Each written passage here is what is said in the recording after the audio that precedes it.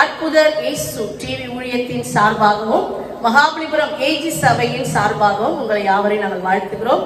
நான் உங்கள் சிஸ்டர் கேரன் பிரகாஷ், உங்க பாஸ்டர் அம்மா திவ்ய பிரியா.